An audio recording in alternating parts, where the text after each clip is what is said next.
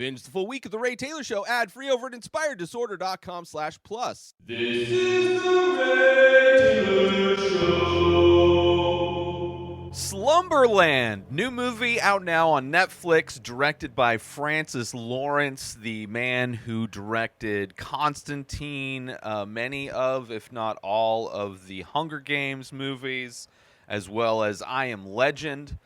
Somebody who is, used to dealing with big budgets, special effects, all of those things. Watching this movie, I didn't know who the director was until after, but visually, I absolutely love this movie. I mean, not even just on a visual note, but the visuals in this movie are amazing. Overall, I enjoyed this movie. It's a fantasy adventure of a girl who is basically lucid dreaming throughout most of this movie and going on adventures in her dreams. But also, she's dealing with the trauma and the loss of her father, who passes away at the beginning of this film. Played by, what's his face? Played by Coach Taylor from Friday Night Lights, Kyle Chandler. So he's not in a bunch of this movie, but definitely was cool to see. He's got a beard, so didn't necessarily recognize him at first. Had kind of recognized the voice. Also, of course, starring in this movie is Jason Momoa, who plays one of the characters in her dreams. He plays Flip, who is the kind of a loose cannon type of a guy, somebody that was one of the main characters in the stories that her father told.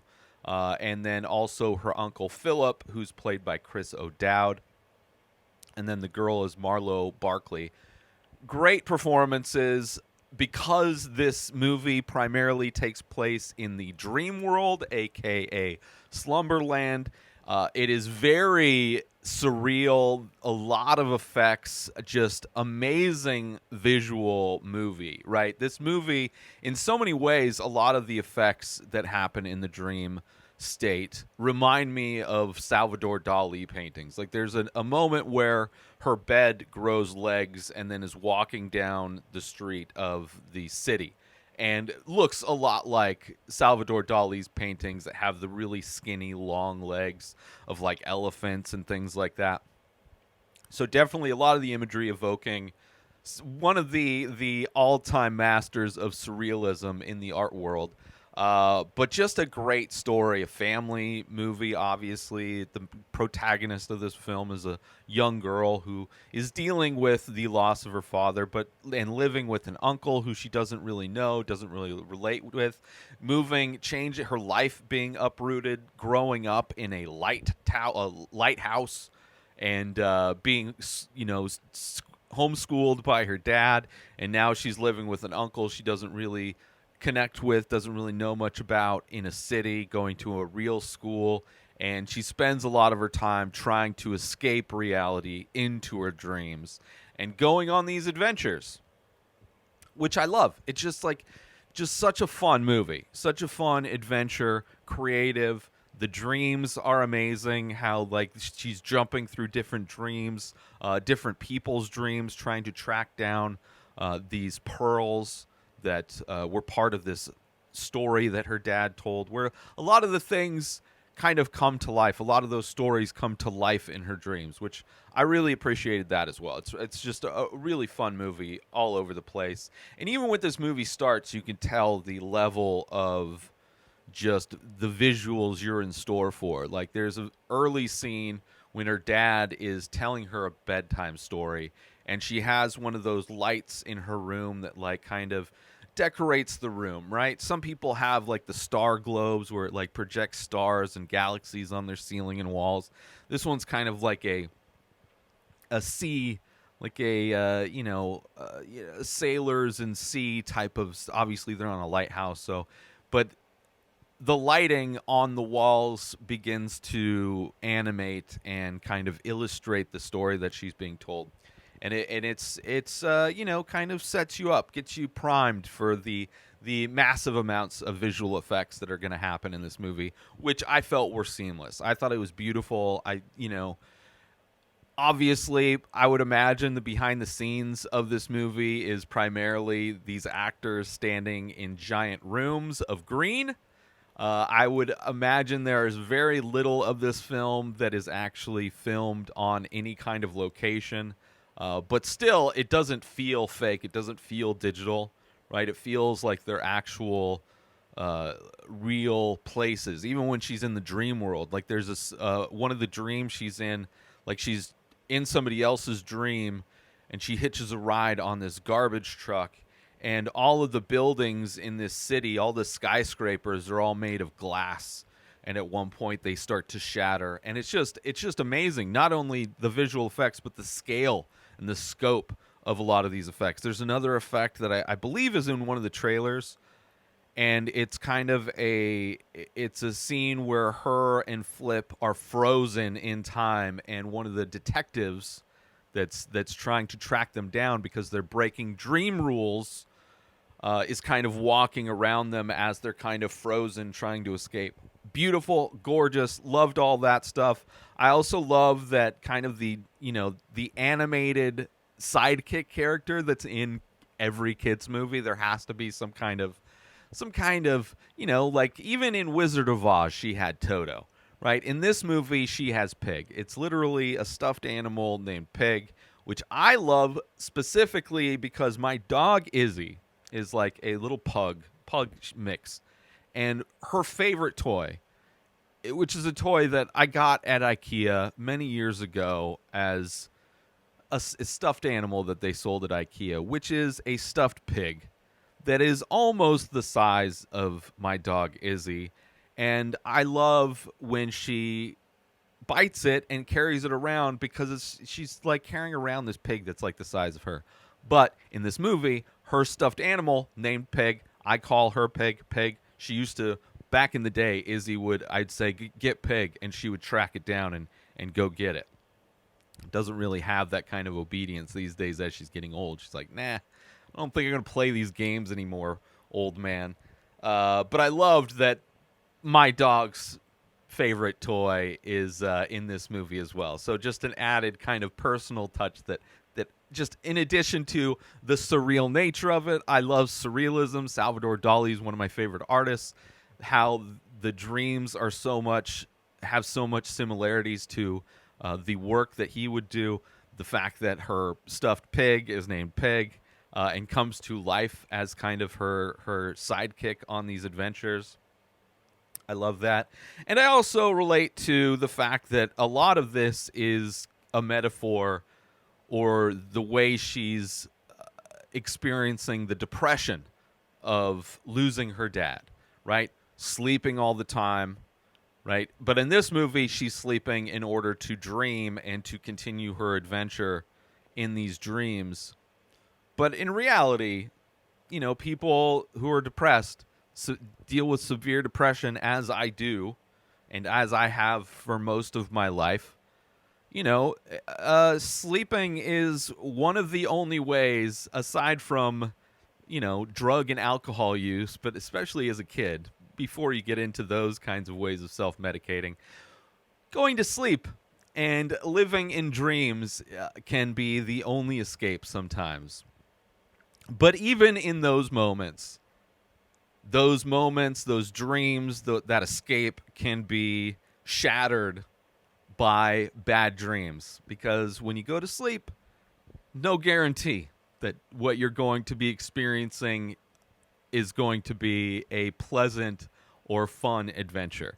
It could easily be a nightmare, which when she is on these adventures, there is that nightmare presence that is trying to track her down and trying to, feed off of that fear that she has. Like, that's what feeds the nightmares, is the fear she has.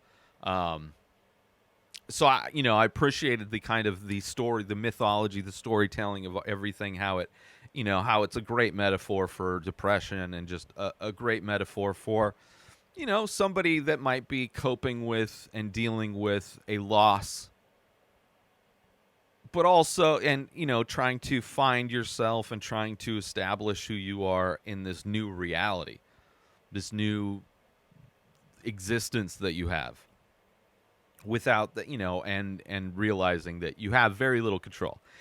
Whereas even in her dreams, I mean, she is obviously lucid dreaming more than most people could ever lucid dream, right? This is the movie that everybody who tries to lucid dream or or likes or has ever lucid dreamt, this is kind of like the master class of the type of adventures you can go on if you lucid dream. Let's take a little break from the show to promote. I figured out a way on my website to offer prints for every single painting. So if you go to a painting, you can buy the original painting or you can buy a print for everything. Artwork that you don't want to spend $100 plus on, 9 by 12 inch ink painting on paper, $100 for the original one-of-a-kind piece of artwork. Paintings range in price depending on their size. The 8 by 10 print, $20. Available in the store at inspireddisorder.com. And now let's get back to the show. There's also a lot of comedy in this as well. I mean, Flip is a very funny character. He's a very bombastic type of a character. Kind of a pirate in some ways, but, he's got horns. He's definitely a dream character. And, somebody that's not necessarily trustworthy. He's a loose cannon. He's out for himself.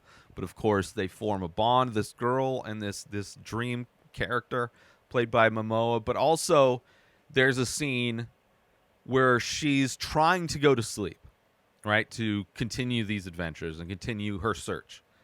And by trying to make herself bored and go to sleep, she picks out her uncle, who she's living with, is obsessed with doorknobs, right? Obsessed with picking old locks and just has collections of doorknobs, has this like lock picking kit with this old timey lock that he tries to get her excited about how he knows how to pick a lock.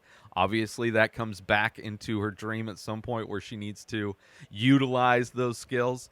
But in her attempt to go to sleep this one night, she gets one of his many books. He has a whole series of books on the history of doorknobs.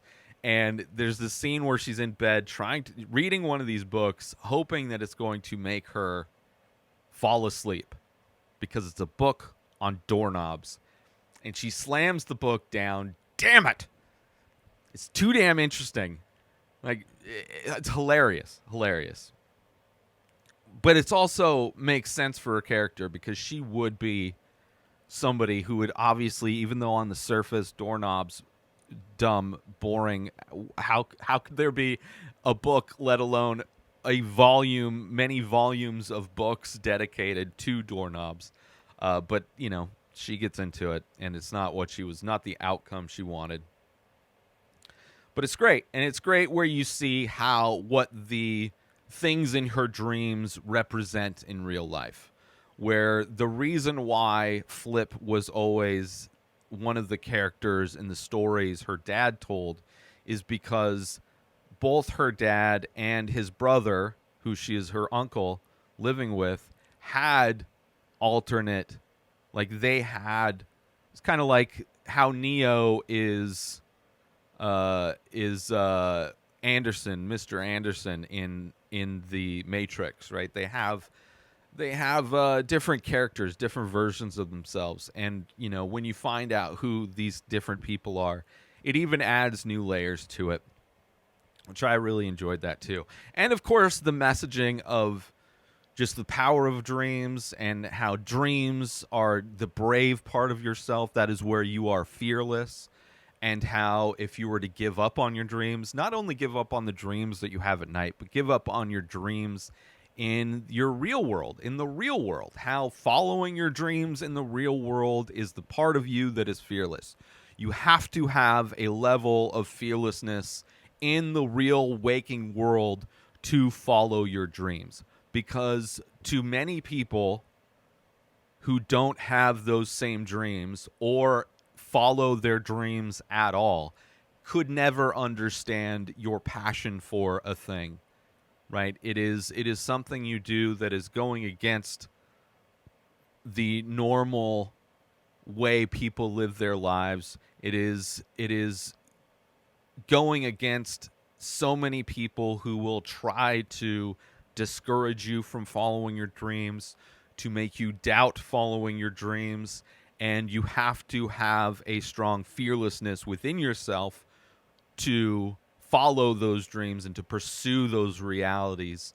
Where I love how that is true for the waking world, for people who exist that aren't lucid dreaming constantly, but also very true in dreams. You are more fearless. You can be more fearless in your dreams.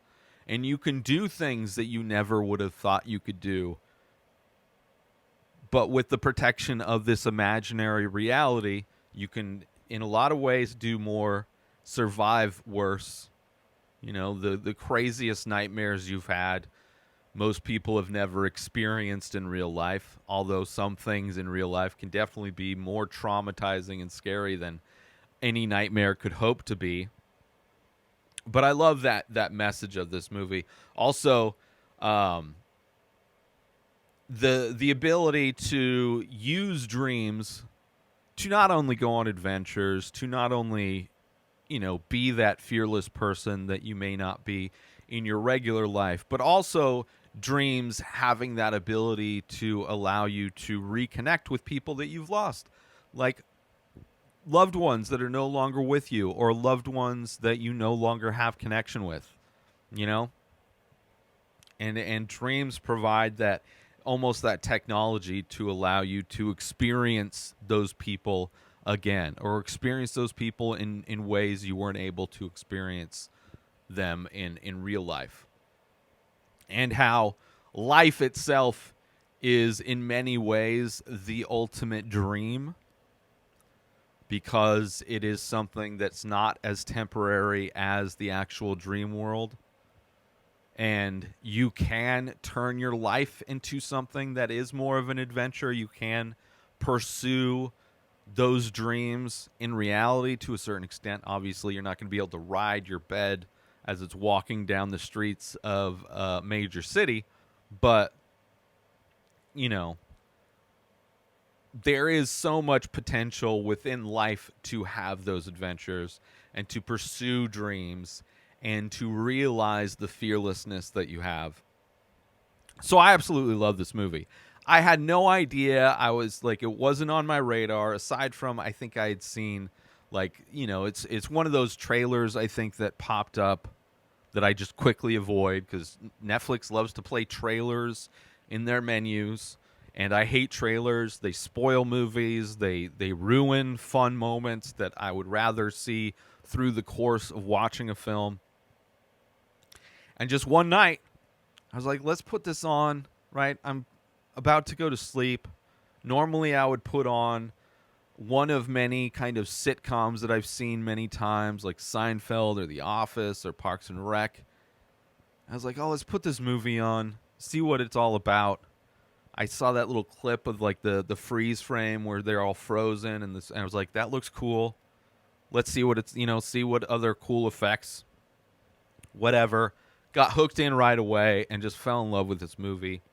Let's take a little break from the show to promote the benefits of Inspired Disorder Plus. So you go inspireddisorder.com/plus. Sign up, $5 a month. You get to binge the full week of The Ray Taylor Show ad-free. You get to watch all of the live painting videos I do. You get a special members-only discount and deals for all of the artwork and merch that I sell. You also get the complete podcast back catalog of every podcast I've ever produced, hundreds of episodes, countless different podcasts. You also get access to my personal blog. A new blog comes out every week. In addition to that, you get my creative writing that I'm releasing. You also get access to Asking Me Anything. 14 years of experience podcasting. I've been creating art my entire life. I've been using Photoshop since middle school, and you can contact me to ask me questions about that or anything else. So those are the benefits for signing up for Inspired Disorder Plus. And now let's get back to the show.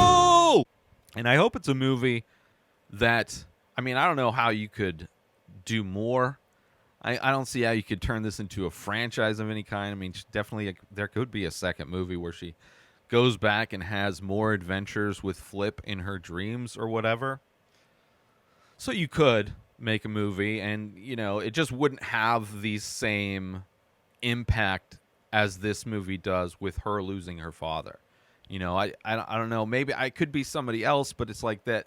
It definitely sets up a kind of stakes, or it definitely gives her a lot more motivation to go on these journeys, where at the end of it feels like she's gone through that issue and she's kind of worked past her things and came out the other end a rejuvenated type of a person.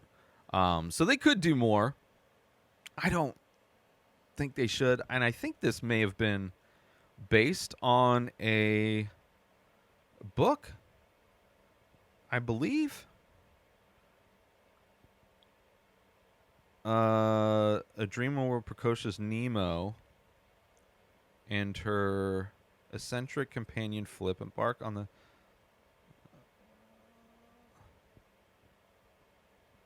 Yeah, that's just... I think it's based on a book.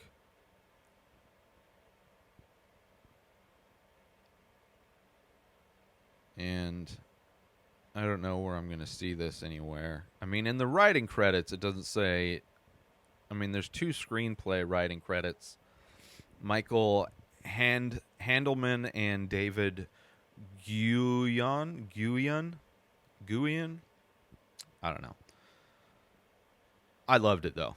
It's a great movie. If you're into, like, a PG... I mean, it's a great family adventure film, for sure. Holidays are here. Family's in town. It's a great one to put on with the family. If you're a 42-year-old adult, it's a great movie to put on if you're, like, at surreal adventure movies. If you like the idea of adventures taking place in people's dreams.